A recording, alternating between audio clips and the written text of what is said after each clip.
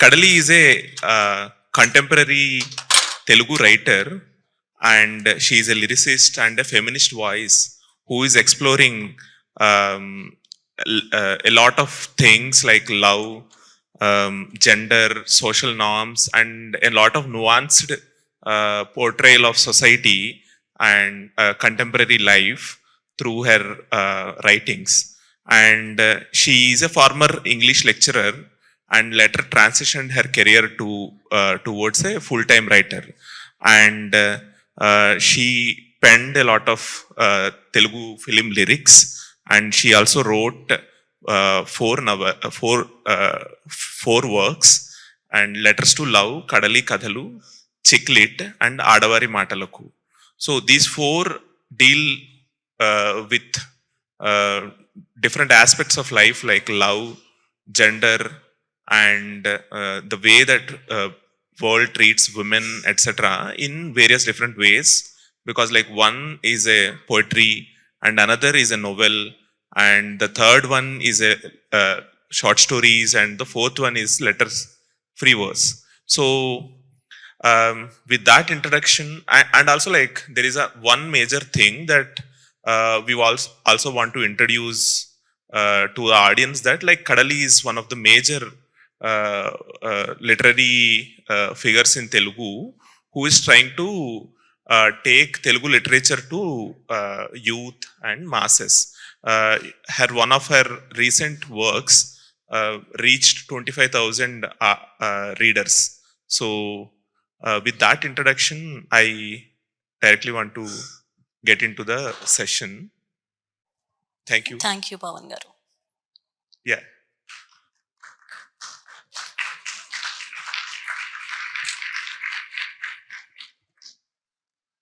For a little context about this first question, recently Kadali made a comment that it's a very established fact in literary and feminist circles, but she made a simple fact saying that women doesn't have a house. Do women have a house? And it either belongs to husband or else to her father. It doesn't belong to her is the simple fact that she uttered in one of her interviews, and it flared up like anything, and people were like trolling, supporting, opposing, doing all sorts of things that social media can do to a simple video like that. I want to start with that question. It's in general, it's a normal literary and social fact that that was established for a long ago. So what made people give such a kind of reactions, according to you? I wouldn't say about what made people troll me, but I would definitely say what made me say that statement. Um, it's not just me. It's way before so many of us, so many feminist writers, so many Telugu writers, English writers, all language writers, female writers, male writers, everybody. Way before that, Virginia Woolf wrote A Room of One's Own. And I don't think we have a room of our own. I still don't think. I think, do you have your own rooms? Majority, please. And I just watched a video today where somebody is telling somebody else, it says only 3% of world's properties were owned by women. And who owned the rest of the 97%? Men. And I made the same statement. When I said that statement, I was talking about a suicide committed by a married woman who's in an abusive marriage. And she thought to herself that she cannot survive that marriage, and she wanted to end her life, and she couldn't actually reach out to the father. She thought to herself that I couldn't go and stay back with my parents because that is not so daughterly, not so good daughterly thing to do. And she sent her father 7 voice notes explaining that she is not able to continue in this relationship, and she committed suicide. And in that context, I was telling people that women actually don't have their own houses. They either belong to husbands or fathers. And you know, the fragile ego got hurt. And then they took up the small part of the video and left, right, center trolls. And 600 meme pages made me a meme material. Of course, made me famous. Thank you. And I mean, like, how do I respond to the memes? I don't. I share them too. Yeah, so there are a lot of Telugu literary. There is a big Telugu literary circle that also supported um, you with Yes. respect to this. Yes, so many writers, so many media friends, journalists, reporters, intellectual heads. Everybody came and wrote big, big posts supporting me, supporting what I said. I mean, like, the statement itself says that it's not just about the property that we have on our names, it's the decision making in that house that represents us. I mean, like, yeah, come on, I have a house on my name. Do you think I can sell it without asking my father or anybody in the house? When can I sell it actually? If I do it on my own, if I buy it with my own money. That's what I said in the video. I mean, like, buy, work hard, earn money, stand on your own feet. Yeah, irony. So, with that, I want to explore the next point. People started buying books in Telugu. That's a really big thing for me. Uh, right from my childhood, or else like when I started reading books, there was always this thing called like people don't read Telugu books. They either do read English books or else self-help books. They don't read novels, they don't read stories, etc. Many relatives advised me not to continue literature because like it doesn't pay you at the end. But I want to ask you, like, you decided to become a, a full-time writer before this started.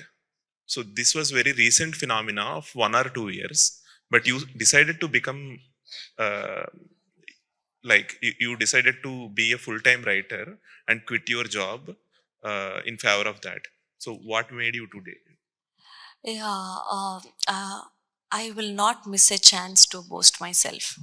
Women, listen, do not miss a chance to tell about your hard work.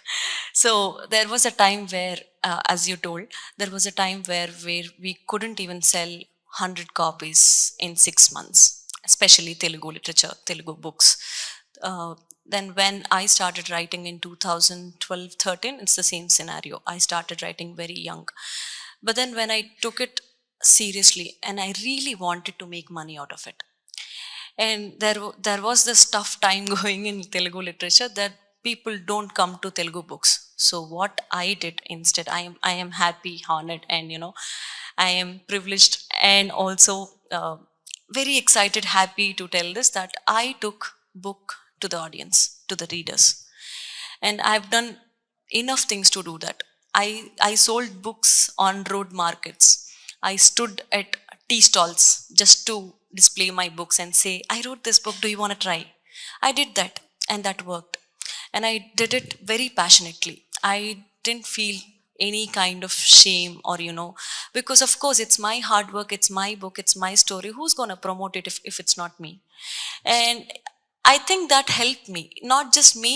I think I am one of those former writers who stood for herself and stood for her work and then promoted like crazy, and the trend took up. Thank you for recognizing it. Did I answer you? Yes, I also want to congratulate you for uh, It reaching a was a milestone of conscious decision made. 25,000. I wanted to do it, I did it. I will do it forever.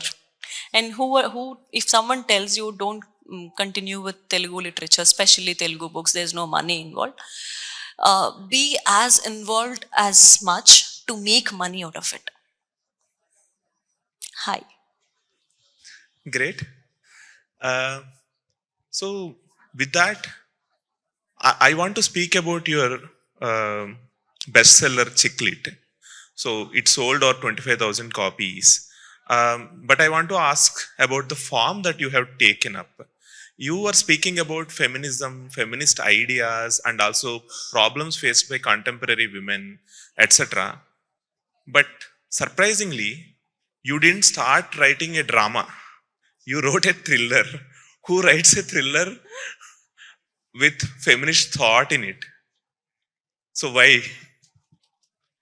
Would you buy the chiclet if it was drama?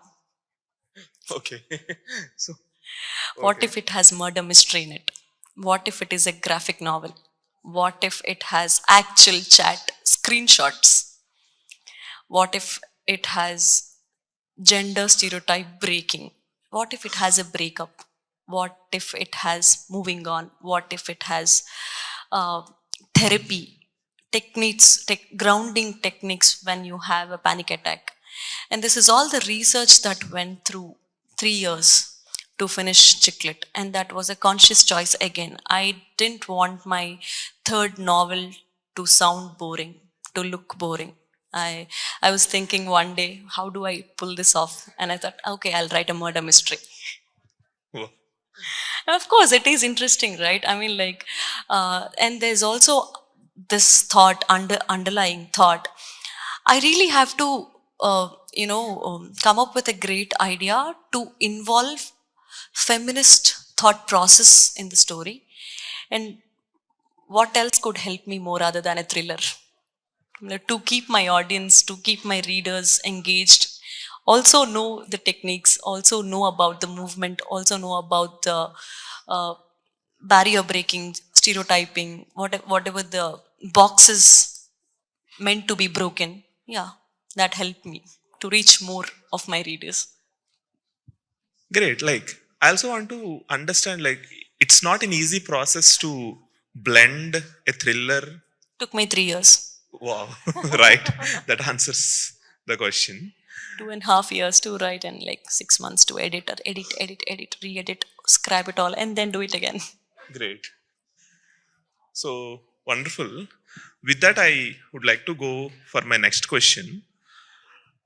So you have written very stylistically different books. One is a novel, and another one is like uh, free verse, and the third one is like stories, and the fourth one is like letters to love is like literally a kind of love Letter letters. literature, yeah. Yeah. So um, is it a conscious choice that you wanted to? Yes. Yeah. I'm thinking maybe I will do essays later, and I'll do comedy later. Wow. How many genres I can experiment with? I wanted to do it all, do it anyway. I believe in that.